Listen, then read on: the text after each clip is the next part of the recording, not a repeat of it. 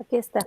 Entonces, capítulo 10 que nos toca, sobre las islas para Ujú, probar la hipótesis del mundo verde. Entonces, bueno, pues la hipótesis del mundo verde ya lo hemos, escuchado en otros capítulos. Básicamente dice que los depredadores, evitan que los herbívoros terminen con la vegetación. Eh, esa es la razón de que el mundo sea verde, ¿no? Y entonces nos empieza diciendo los autores que, pues, se hacen experimentos en donde se excluye a los depredadores y usualmente son experimentos con invertebrados. ujú. Pero, pues, ellos dicen que, los experimentos con vertebrados, pues, solucionan algunos problemas de, este, que puede haber en el continente, como por ejemplo la escala espacial, que para los vertebrados grandes son kilómetros cuadrados y los vertebrados pequeños pueden ser simples exclusiones, pero también asuntos de las escalas temporales, porque dice, bueno, la mayoría de los experimentos dura lo que dura el financiamiento y mientras que la interacción de los herbívoros con la vegetación puede durar décadas o siglos, dependiendo de qué vegetación sea.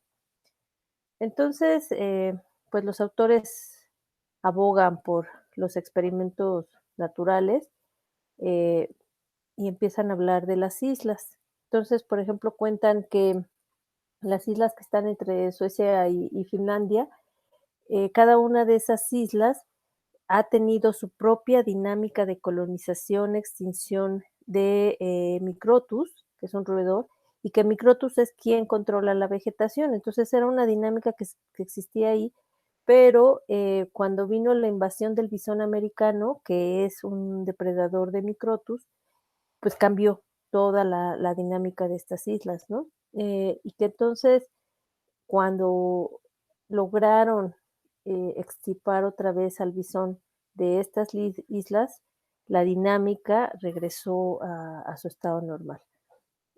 También cuentan que eso pasa en las islas pequeñas, porque en las más grandes hay, herbívoros como la liebre ártica, que tiene la capacidad de eliminar completamente la vegetación de las islas, pero también menciona que eh, en estos ejemplos, el aislamiento no ha sido completo, entonces, la dinámica se ve, alterada por otros acontecimientos.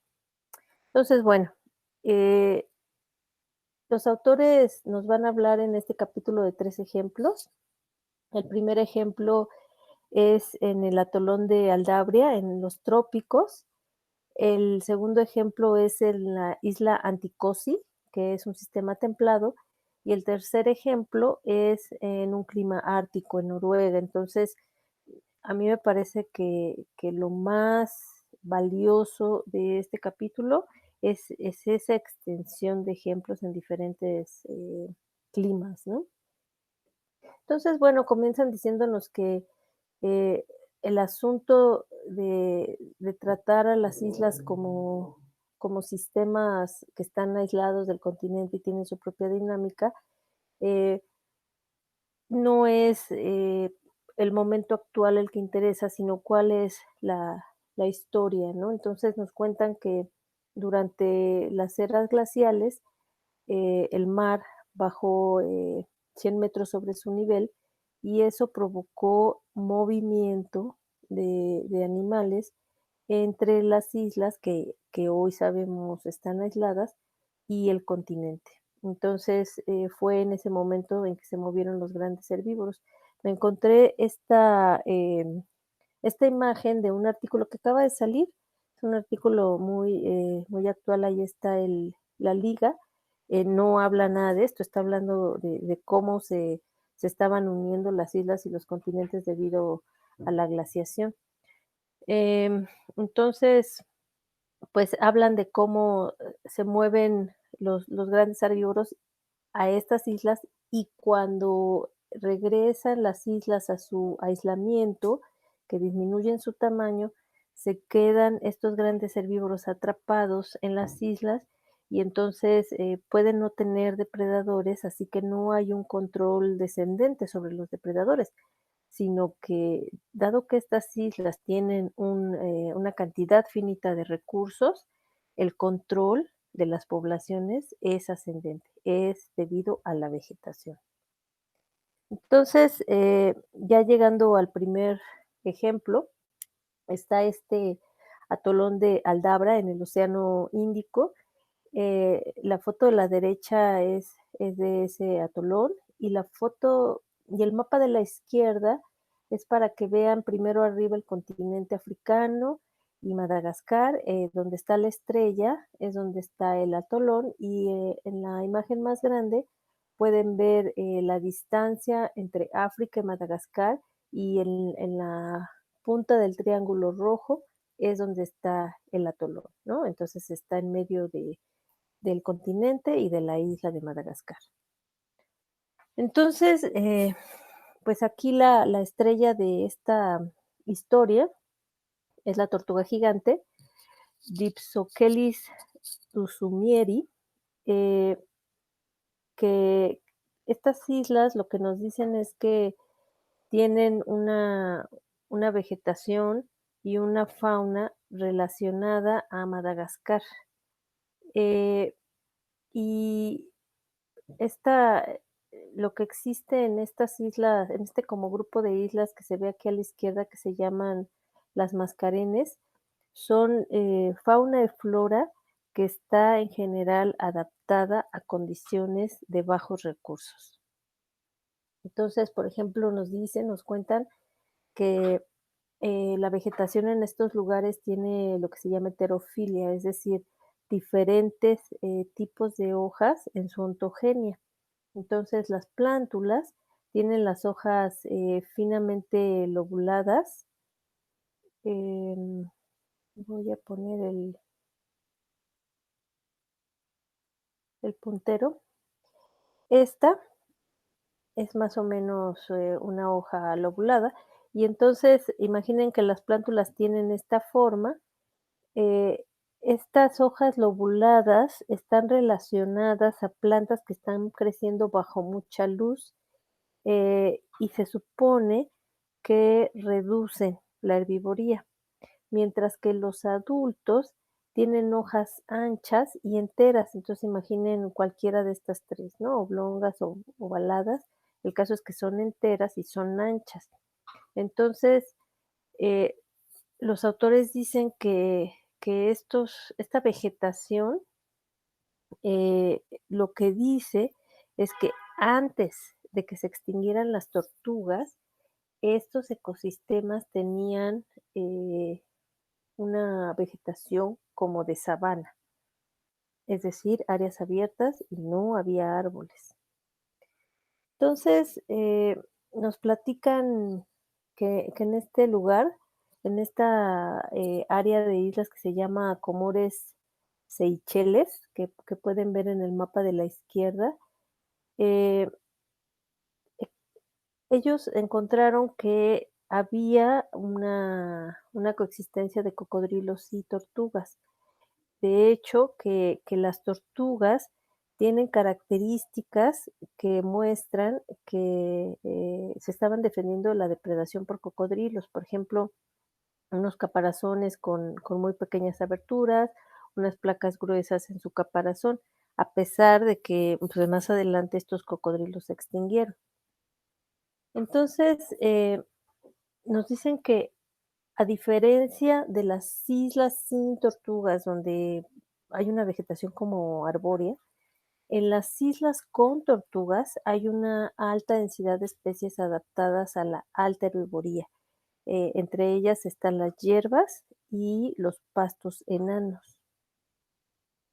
Entonces, nos cuentan que la historia que ellos reconstruyeron es que estaban los cocodrilos, depredaban a las tortugas y las tortugas, pues, consumían la vegetación. Eh, Ellos nos dicen que esta estructura, esta cadena trófica, eh, pues tiene mucho que ver con la historia de vida de cada una de las formas de crecimiento, ¿no? Por ejemplo, los árboles tienen generaciones de 100 años, mientras que las hierbas pues tienen generaciones mucho más rápidas y las tortugas están en medio de estos dos extremos con generaciones de aproximadamente 30 años.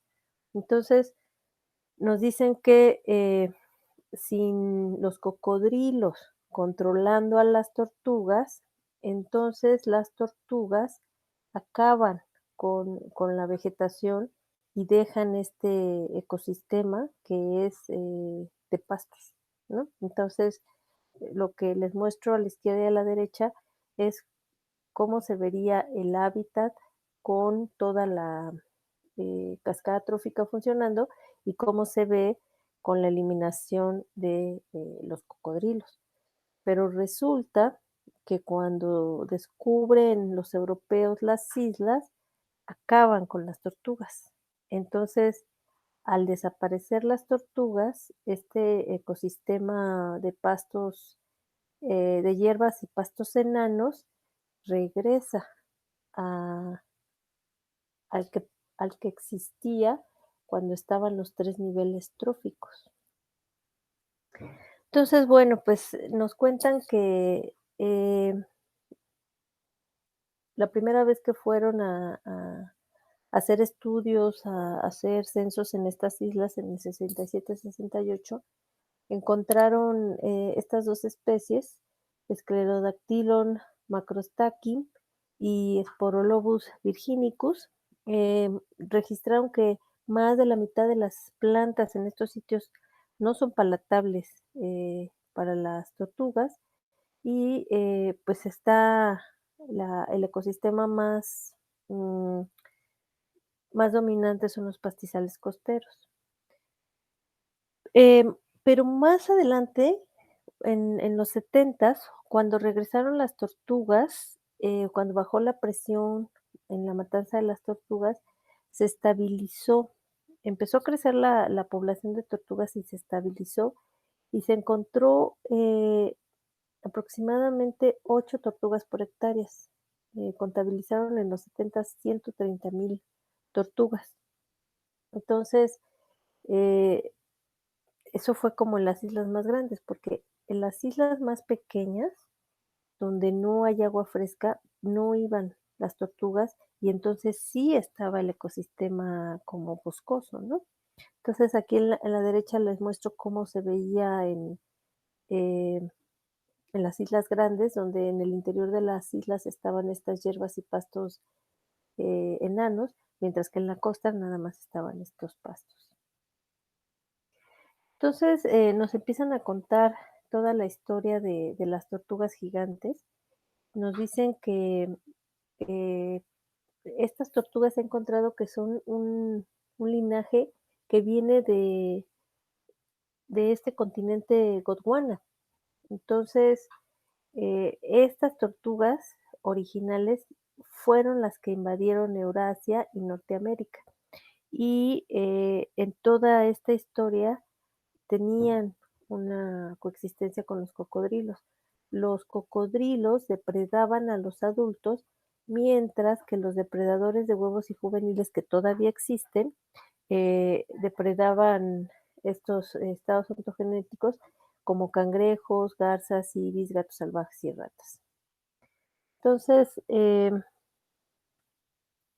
lo que encontraron en estas islas en términos de la flora, como ya les había dicho, y esa es otra cosa que encontré mucho en este capítulo, que repite mucho ciertas, ciertas piezas de información. Eh, Estos lugares tenían alta riqueza, muchas eran no palatables, la flora tenía una afinidad con Madagascar y también con la costa de Kenia, pero lo interesante de esta parte es que las tortugas tienen un sistema digestivo ineficiente para procesar estas especies no palatables. Entonces, ahí es donde se comprueba el control ascendente. La dinámica de la población de tortuga iba a estar limitada por la disponibilidad de plantas palatables. Entonces, ahí está el primer ejemplo. Y el segundo ejemplo es en un sistema templado en la isla de Anticosti, en Quebec, Canadá. Y aquí pueden ver también del lado derecho el mapa.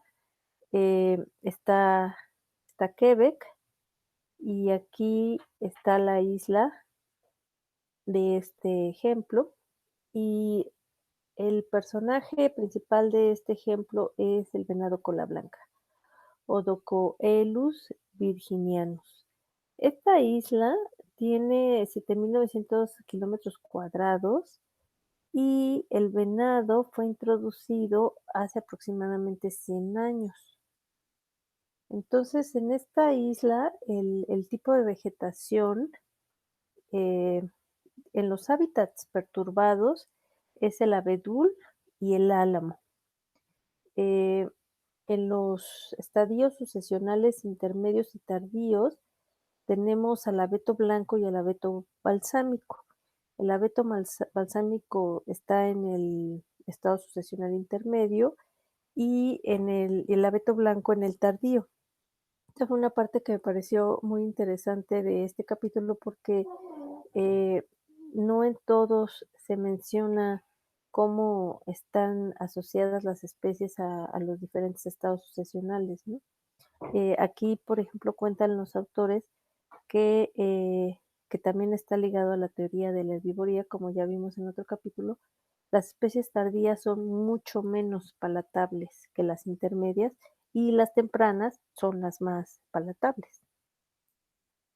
Entonces, el venado cola blanca en el invierno consume arbustos deciduos y árboles y en general, si hay otras especies, no consume las sucesionales tardías. No es una de sus plantas preferidas. Pero bueno, después, cuando aumentan las poblaciones de venado, pues básicamente se comen lo que hay. Entonces, en 1930 se registraron 120 125,000 venados en estos lugares, que eran en promedio 16 venados por kilómetro cuadrado. Entonces, la presión del ganado se hizo tan fuerte que se terminaron todas las sucesionales tempranas y comenzaron a consumir las sucesionales tardías. Esta parte fue la que me pareció más interesante del capítulo porque los venados tuvieron cambios en su ciclo de vida debido a eh, este límite en la biomasa de plantas preferidas. Por ejemplo, su peso corporal bajó en un 50%. Eh, Su edad a la primera reproducción aumentó. Cuando aumenta la edad a la primera reproducción, lo que se provoca es una disminución del crecimiento de las poblaciones, ¿no? La tasa de producción de gemelos, ¿no? De dos crías en un solo evento reproductivo también disminuyó, mientras que la sobrevivencia de adultos y venados pequeños en el invierno no cambió. Entonces, como ya había yo mencionado, el abedul y el álamo son las especies sucesionales tempranas y son las más palatables. Em, entonces, los venados empezaron a consumir eh, toda esta vegetación y no solamente tuvieron un efecto en los bosques como tal, en la estructura de los bosques, sino también afectaron los sistemas riparios, porque al consumir toda la vegetación al lado de los ríos provocaron erosión. Entonces se cae partes de tierra al río y entonces el sistema realmente cambia mucho de estructura. Em, Nos dicen los autores que este tipo de cosas la han visto en otros lugares, como por ejemplo en Japón, donde la herbivoría por vertebrados provocó el cambio de taiga a pastizal, y en Escocia, donde la cambiaron de bosque de pino también a pastizal. Entonces, los autores dicen que en el futuro, pues ellos ven eh, que se van a establecer estas comunidades que le llaman de abeto bonsái. O sea, son unos abetos que crecen como arbustos, son abetos enanos porque todo el tiempo están siendo ramoneados y, pero los venados también son enanos, ¿no? Imaginen que disminuye su tamaño corporal en 50%, eso es muchísimo. Y ellos dicen que bueno, la hipótesis de Potvin y colaboradores del 2003, pues también puede suceder, que es que todos los bosques sean de abeto blanco, que es la especie menos preferida para los venados, y que disminuya la densidad de venado. Entonces, esas son como las 2 opciones que muestran. O cambia totalmente la composición del bosque y baja la densidad de venado, o, se crean comunidades de abeto bonsái, que es una especie preferida, pero el venado se vuelve enano para poder mantener sus poblaciones. Bueno, y luego viene el tercer ejemplo en un clima ártico. Esto es el área de Lapland, en Noruega, y ustedes pueden ver ahí el punto en donde está el lago que tiene la isla que, bueno, el conjunto de islas, porque tenían muchas islas en este experimento. Este lago se llama Les Havre y eh, pues lo que hicieron fue trabajar con este roedor, Myodes rufocanus, no puede cruzar el agua, entonces ellos pueden estar seguros de que eh, no van a llegar por sí mismos estos roedores y además estos roedores no suben a los árboles, son ramoneadores de arbustos. Entonces, ellos introdujeron a los roedores en 1991 eh, en islas alejadas en donde ellos saben que no hay aves depredadoras de estos roedores. Eh, en estas islas encontraron este abedul enano, betula enana, y el arándano, Vaccinium myrtillus. También había otra especie, pero esta, a diferencia de las anteriores, es así completamente no palatable, que es Empetrum nigrum.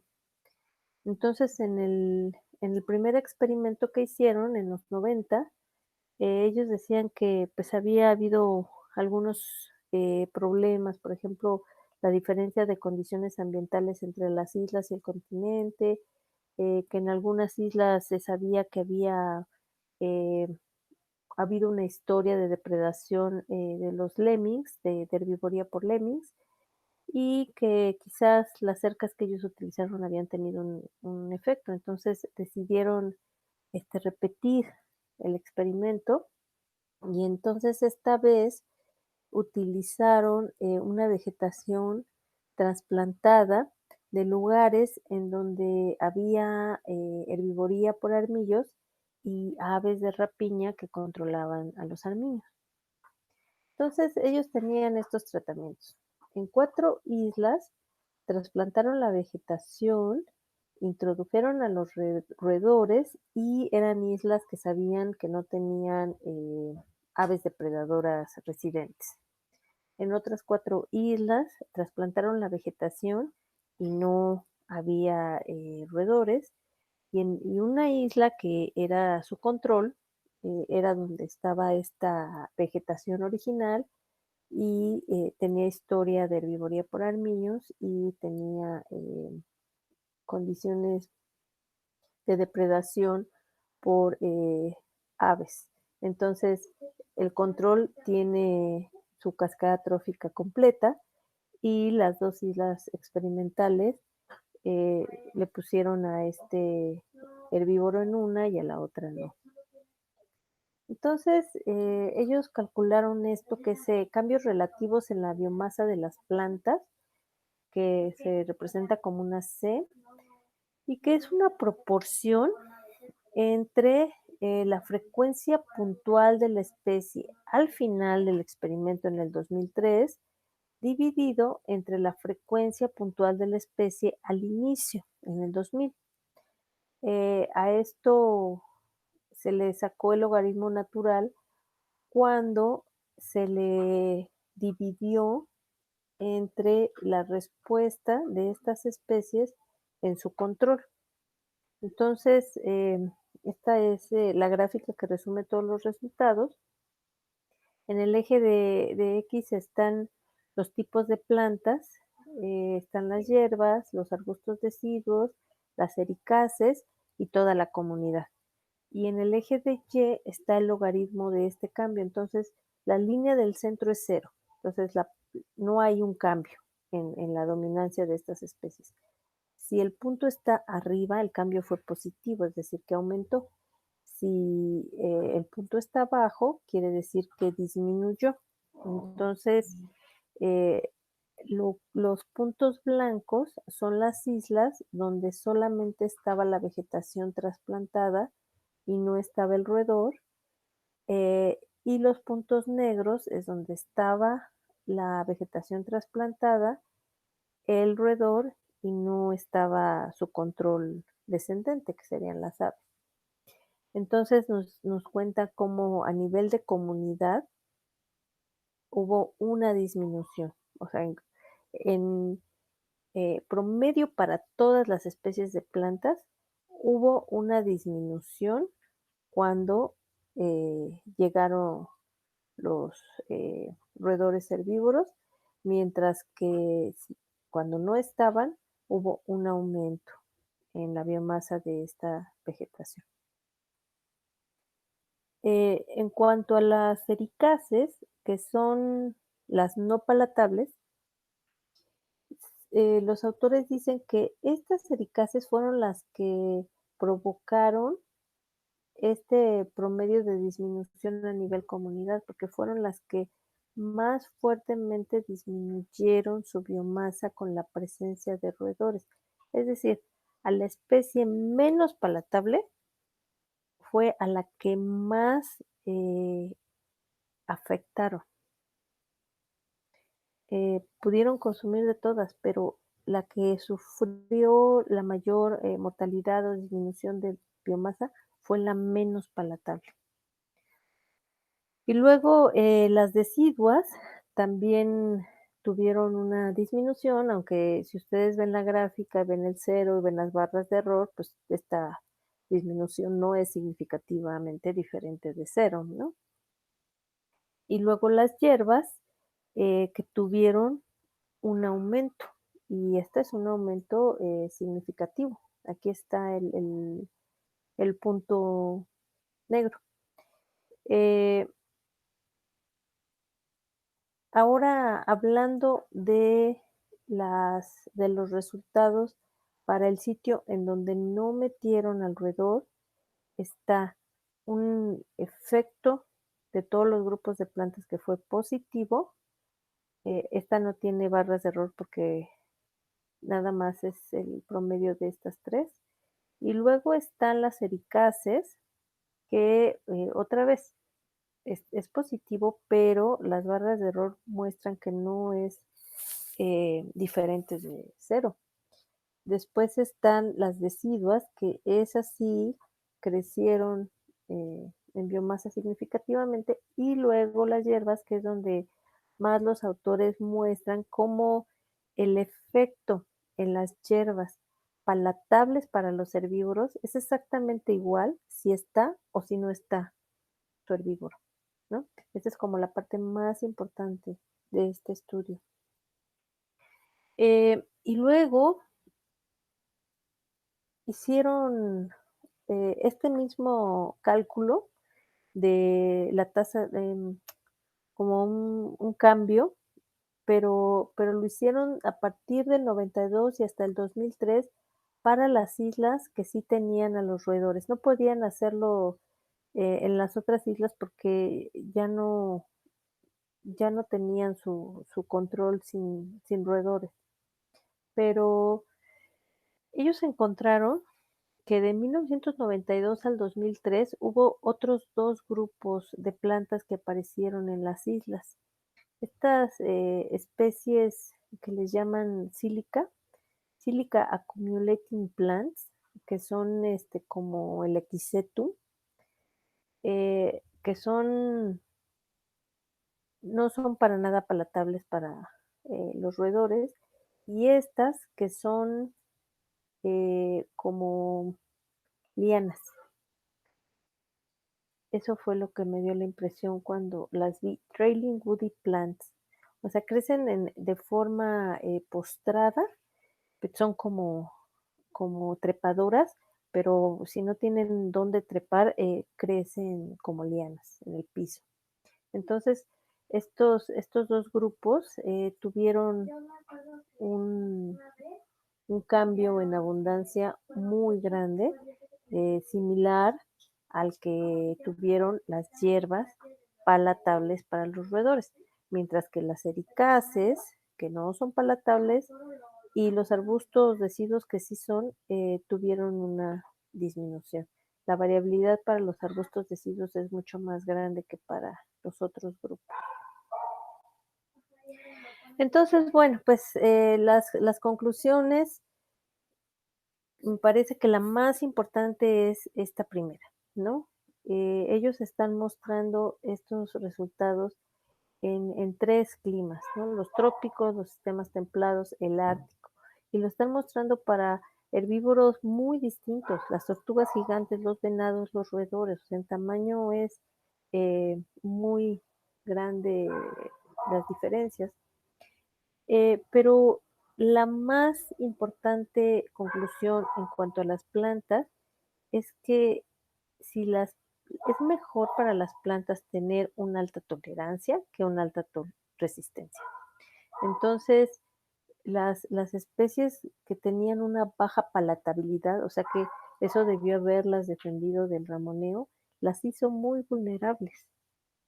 Entonces, en condiciones de alta herbivoría, las plantas tolerantes, como las hierbas de rápido crecimiento, postradas, fueron las que más se mantuvieron. Y además, esas hierbas fueron también las que aceleraron el reciclaje de nutrientes en estas islas. Entonces, se hicieron disponibles los nutrientes y fue una retroalimentación positiva. Entonces, esta alta herbivoría lo que favorece es este crecimiento postrado, ¿no?